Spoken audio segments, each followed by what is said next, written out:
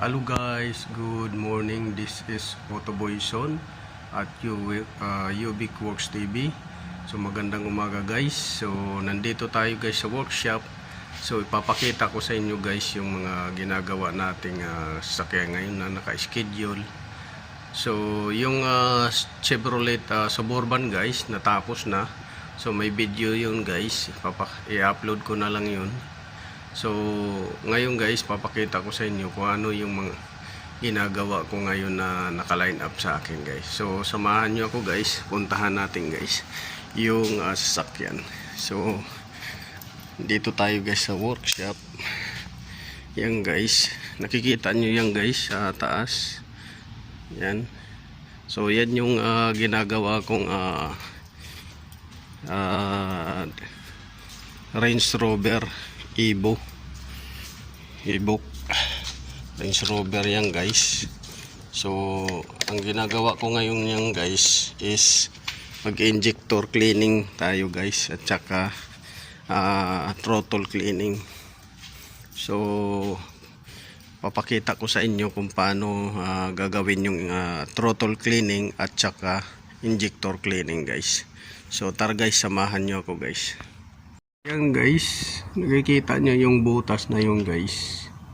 Yan yung intake manifold throttle port nya. Yan. So pag naglinis kayo nito guys, dahil naka vertical down guys yung itsura ng throttle. So kailangan sa baba nyo bunutin. So ito yung turbo, kasi turbo to, with turbo operated to. Yan. So yung turbo hose bababa nyo. Yan guys. Tapos makikita na ninyo, ihahawi nyo lang guys yung mga hose dito sa baba. Makikita na ninyo yung throttle. So ito yung throttle guys, papakita ko sa inyo. So nalinis na natin guys yung throttle. So naka vertical down kasi guys yung itsura nito guys. Ibig sabihin nakaganyan siya guys, vertical down siya. So yan yung throttle, malinis na siya guys. Bakit nilinisan natin to guys? Dahil barado na siya guys. So yung opening nya, yung open loop nya at saka close loop, magkaiba na yung reading guys. So may possible yung guys na barado. So ito yung panglinis natin sa throttle. Yan guys, throttle. Tsaka ito naman yung panglinis natin sa injector. So ang injector guys, pag nag-perform kayo nito guys, hindi sa taas guys, nasa baba. So ito tatanggalin mo to guys, kasi nandito yung fuel supply line nya. Hindi mo kasi pwedeng salangan doon guys sa taas, dahil yung sa taas doon guys is mayroon siyang high pressure pump doon. So diretso na yung high pressure pump sa fuel rail. So ang salang mo nito guys dito sa baba sa fuel supply line port nya. Kasi pagdating dito, galing dito pupunta dito yung fuel line nya doon. So makikita natin yan yung turbo. Mahirap din to guys baklasin pagka nagbaklas ka ng turbo. Yan yung turbo. Yan. So yung fuel line nya, ikita nyo tong maliit na tubo na to guys. Ito yung fuel line nya. Ito yung vapor line nya sa baba. So doon kasi sa taas guys, walang opening port doon. So dito tayo maglalagay ng aparato nya. So yun yung guys, kung paano maglinis ng throttle body. Yan yung butas nya dyan, at sa ilalim bubunutin, at saka yung fuel injector. So yun lang guys, may share ko sa inyo guys. Sana nakakuha kayo ng kalaman paano maglinis ng fuel injector at saka throttle body. So Evo yung ginagawa natin guys. Yan, Range Rover Evo.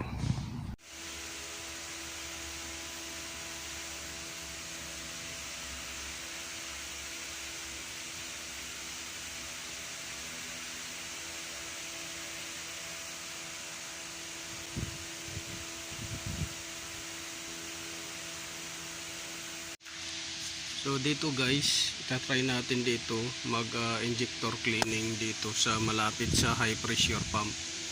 So may sensor dito guys, pero hindi tayo dito para ma-reading pa rin niya yung pressure dito.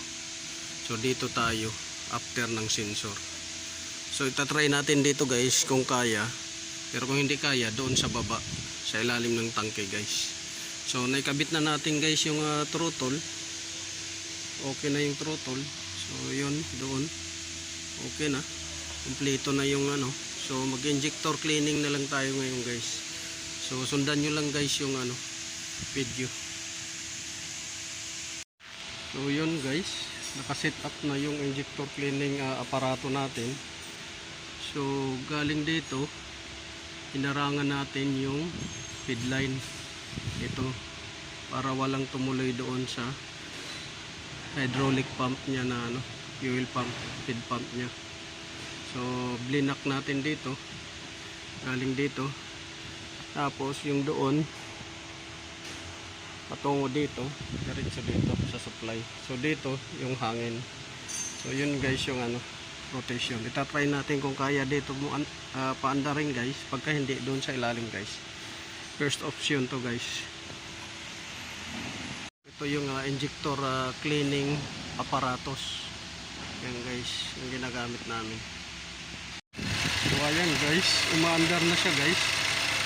So successful yung first option natin guys na dito. So kaya dito guys, para hindi siya magditisikod yung pressure sensor nito sa fuel pressure sensor. So yan.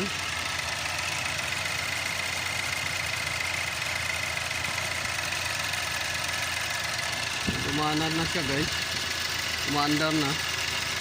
So successful yung ano natin, first option. So far so good. Kaya dito natin nilagay guys after ng sensor para walang DTC dito. Yun yung ginawa natin. So check natin guys kung mayroong dito check engine.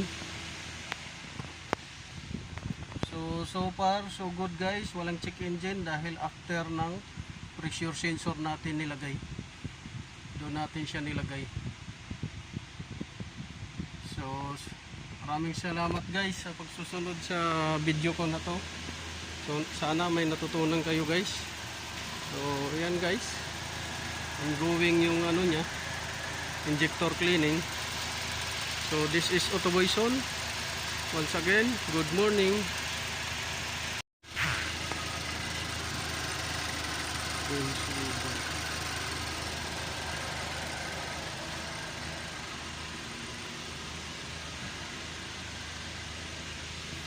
So okay na guys, successful na yung ginawa natin. Wala na siyang overheat. Yung unang ginawa nito guys tungkol sa overheat, tapos tungkol sa misfire. So nagpalit tayo ng spark plug. So maramdaman nyo guys, wala nang vibration. Tapos yung overheating wala na rin. Tapos naglinis tayo injector at saka naglinis ng ano, throttle body. So okay na guys. So maraming salamat. So guys, magre-reset tayo guys ng Range Rover throttle body. So papakita ko sa inyo kung paano natin i-reset. So una, ignition on. So ayan, ignition on. Tapos kakabit natin yung DLC connector. Tapos i-on natin yung scanner. So i-exit muna natin guys dahil hindi pa ito naka-exit. Exit natin. Yan. So pag na-exit natin, punta tayo sa Land Rover. Tapos kasunod doon sa photo selection. Tapos i-read natin yung B number. Tapos pagka na-identify natin, justify na parehas doon guys, okay lang natin yan guys. So ang model nito guys ay Evoque. So L538 2013 model, GTDI 2.0 petrol. So yes lang natin.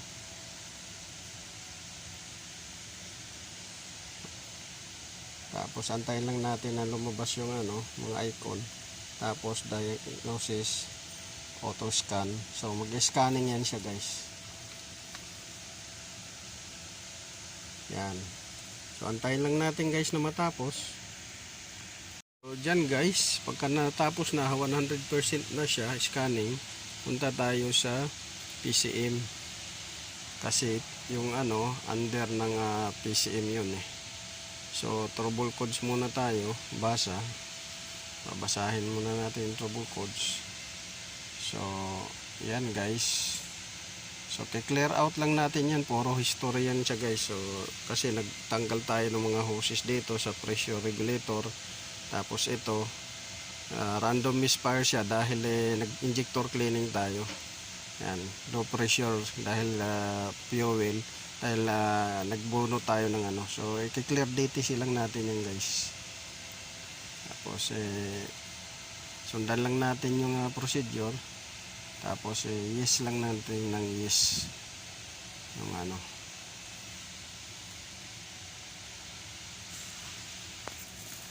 so ignition off natin, tapos ignition on para mag-reset na yung